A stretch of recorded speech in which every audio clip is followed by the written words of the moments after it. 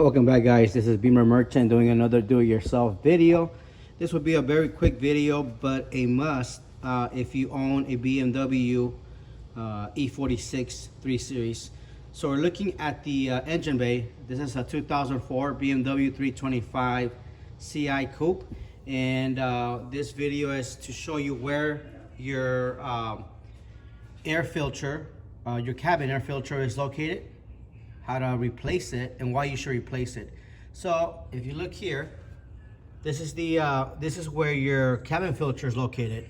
It's covered by this cap, and this cap is held by 3 pop-up screws which sit like this.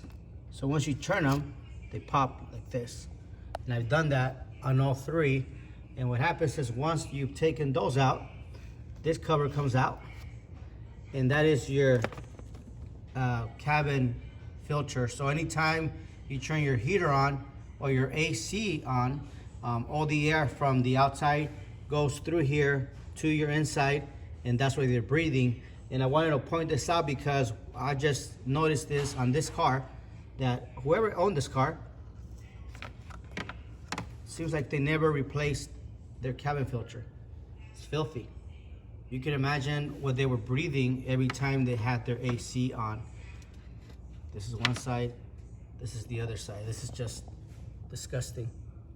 So I just wanted to make this quick video. It is not that hard to replace, but it's gonna benefit a lot. It'll probably, if you have something like this, it'll smell funky inside.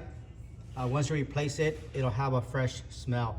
So anyhow, just want to point that out. If you have any questions, comments, please let us know. Thank you for watching. You guys have an awesome day. You take care.